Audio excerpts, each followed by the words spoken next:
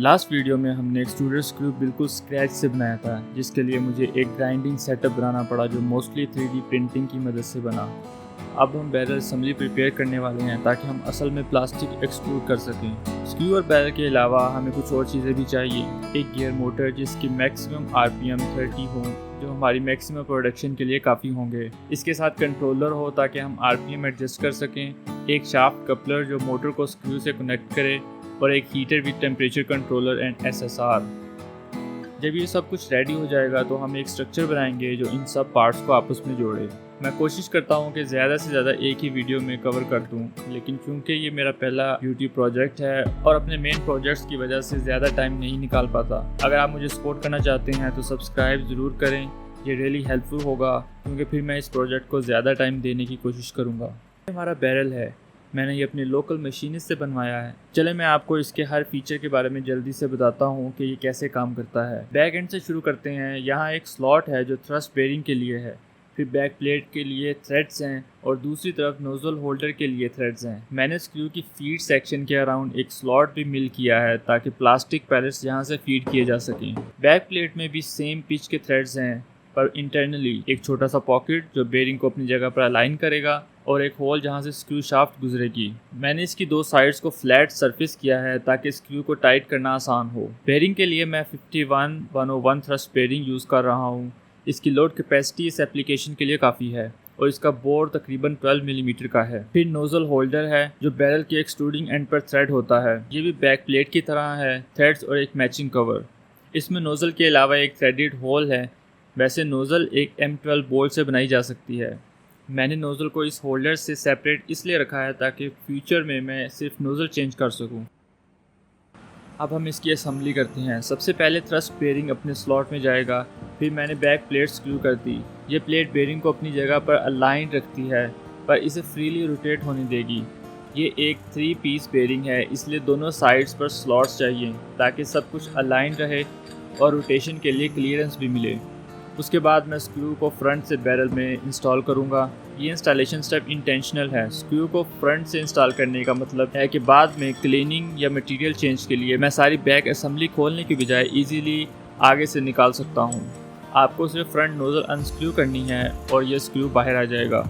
यहाँ पर एक डिज़ाइन टिप भी दे दूँ, अगर आप खुद कुछ बना रहे हैं, असेंबली और डिसअसेंबली उतनी ही इंपॉर्टेंट है जितने कि मशीन की फंक्शनैलिटी, क्योंकि आपको ये पीरियोडिकली सर्विस करनी ही पड़ेगी। और अगर शुरू से ही डिज़ाइन नहीं हुआ तो ये बाद में वाकई सरदर्द बन जाएगा। अब नोज़ल होल्डर फ्रंट में लगाते हैं ताकि सब कुछ क्लोज हो जाए, लेकिन जैसे मैंने पहले बताया मैं ये होल्डर यूज़ नहीं कर रहा। वजह यह है कि जब स्क्रू पूरी तरह अंदर चला जाता है तो उसके आगे बहुत ज़्यादा डेड स्पेस बच जाती है जो किसी काम की नहीं होती।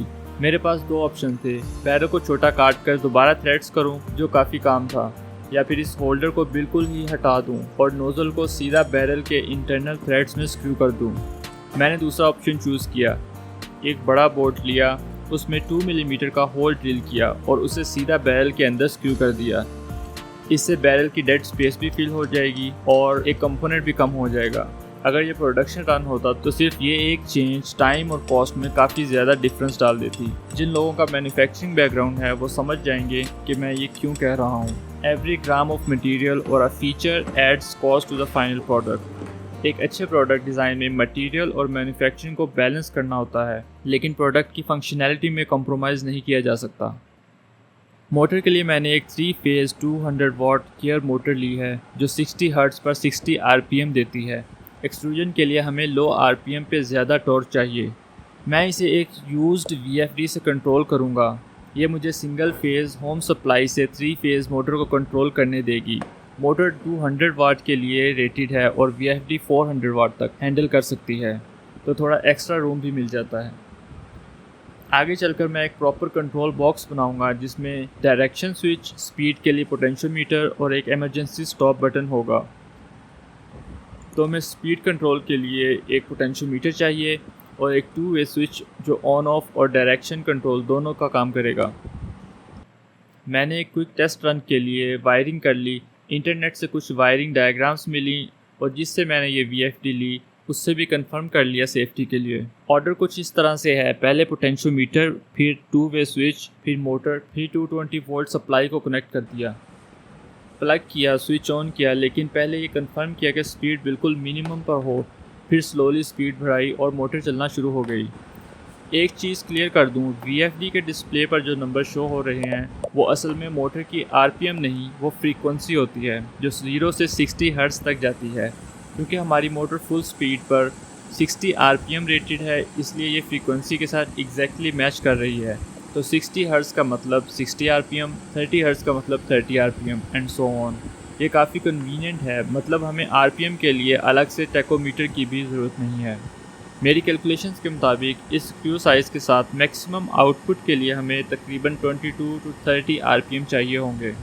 अगला स्टेप ये है कि स्क्रू को मोटर से कनेक्ट करना है और यहाँ शाफ्ट अलाइनमेंट बिल्कुल सही होनी चाहिए। मैंने एक शाफ्ट कपलर डिज़ाइन किया है जो स्क्रूज़ के ज़रिए दोनों शाफ्ट्स को क्लैम्प करेगा। जब सब कुछ असेंबल हो जाए तो ये ऐसे दिखता है। चलें टेस्ट करते हैं। मैंने मोटर की स्पीड स्लोली बढ़ाई, साथ ही मल्टीमीटर से करंट भी चेक किया। अभी मोटर पर कोई लोड नहीं है, तो ये सिर्फ एक बेस लाइन है, तकरीबन 0.42 एम्पेयर। जब फुल सेटअप लोड के साथ चलेगा तो मैं दोबारा चेक करूँगा ताकि हम दोनों को कंपेयर कर सकें। नेक्स्ट हम मोटर और बैरल को एक फ्रेम में माउंट करेंगे जिसमें शाफ्ट अलाइनमेंट बिल्कुल सही होनी चाहिए। इसका कैड डिज़ाइन रेफरेंस के लिए मैंने पहले से ही बना लिया है। उसके बाद हीटर और टेम्परेचर कंट्रोलर का नंबर आएगा और फिर पूरी असेंबली प्लास्टिक एक्सट्रूड करने के लिए रेडी हो जाएगी। रिजल्ट्स देखने के लिए इस वीडियो को लाइक और चैनल को सब्सक्राइब ज़रूर कर दें। Thanks for watching.